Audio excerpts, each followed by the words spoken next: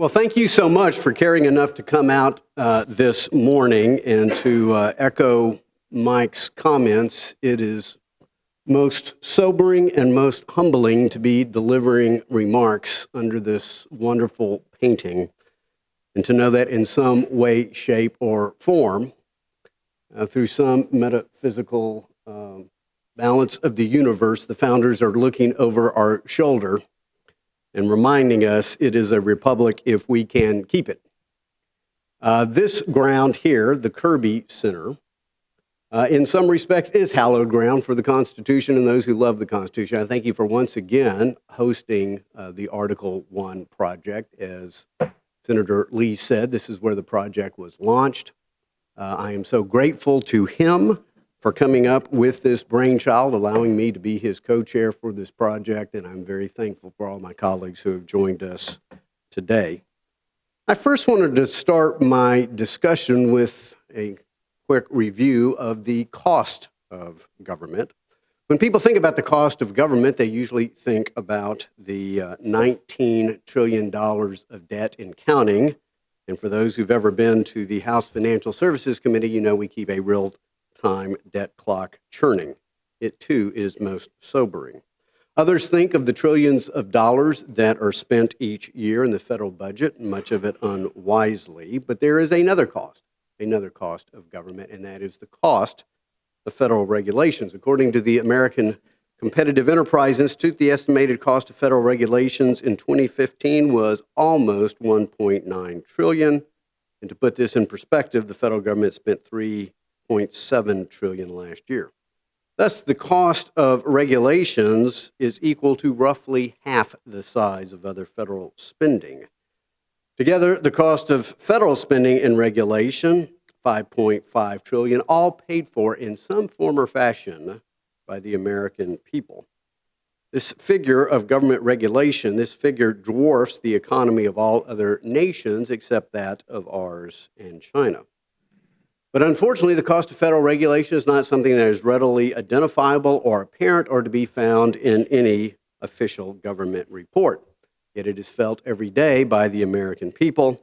I vividly recall a small businessman in my district, my congressional district in East Texas, who told me after many, many years he shut his small cabinetry shop because of the burden of regulation, and he told me, sadly, I came to the conclusion my government no longer wanted me to succeed. But far more disturbing than the monetary cost of these rules is the far greater cost of how these regulations are imposed.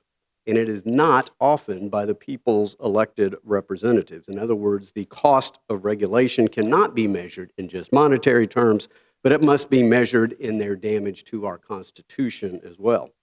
So Congress may have passed a law authorizing a federal agency to make regulations, but more often than not, these agencies go much further in taking actions and license in Congress that probably few may have foreseen at the time the original law was passed. Separation of power and checks and balances suffer when that happens. Often these agencies will engage in what the late Supreme Court Justice Antonin Scalia called, quote, somersaults of statutory interpretation. Because this regulation is often done by faceless, nameless bureaucrats in Washington, the American people have no opportunity to hold them accountable for the cost they impose. Article 1 suffers. Now, sometimes, as Senator Lee has pointed out, this lack of accountability is not by accident. By delegating the dirty work of legislation to the faceless bureaucrats to, in many respects, figuratively write the statute, members of Congress can vote for legislation empowering these regulators, and then howl mightily when the regulations come out in ways that they do not appreciate. Thus, members of Congress can avoid responsibility and work less hard. This must change. The sheer genius of our Constitution, the framework of checks and balances, limited government, co-equal branches of government, secured our fundamental rights and gave rise to the greatest republic the world has ever known. But today we wake up and find instead of having three co-equal branches of government, we have seen the rise of an unaccountable fourth branch of government. And when Congress allows its authority to be usurped, the people's right to both self-government and due process is undermined. Instead of being governed by the rule of law, increasingly citizens become more and more governed by the rule of rulers. The citizens' right to carefully deliberate proposed legislation through their elected representatives in Congress becomes reduced to nothing more than a notice and comment period where they are permitted to merely lodge complaints and suggestions, all of which the unelected bureaucrats are free to ignore, all of which the unelected bureaucrats may use to retaliate. The result, we now have federal agencies that have turned themselves into a legislature, a cop on the beat, a judge, a jury, and often recipient of the fine, all rolled into one. Again, today, regrettably, it is OSHA, not Congress, that governs over workplace safety. It is now EPA, not Congress, that rules over our air quality. It is HHS now, not Congress, that governs over our health care. And most alarmingly to our economic opportunity and economic liberty is the bureaucratic progeny of Dodd-Frank that now rules over our financial markets. For the good of the Republic, this must change.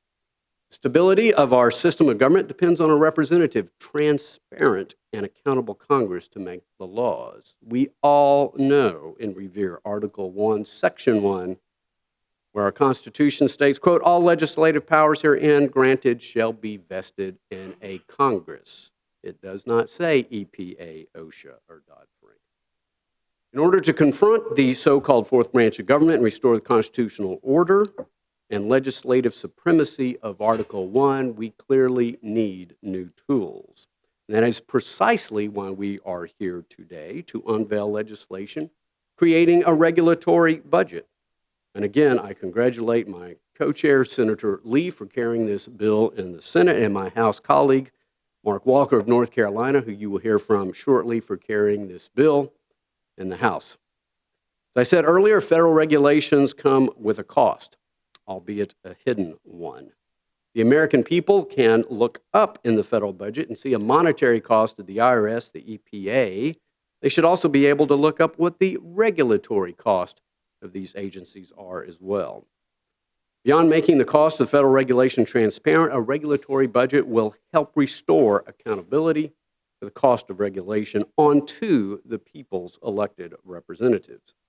With a regulatory budget, it will become so much more difficult for members of Congress to simply pass the buck and blame the faceless, nameless bureaucrats for the cost of regulations upon the American people's families and their businesses. There is so much more that we need to do to restore constitutional order and the supremacy of Article 1. But today we take one more important step under the Article 1 project. It is what it is all about, and I am proud to play a small role in these initiatives, and I'm very happy today that you will hear more about the regulatory budget proposal and what we can do to restore the supremacy of Article 1. Now I am very pleased to turn over the podium to the gentleman from Virginia, Dave Brat, a proud member of the A1P project as well.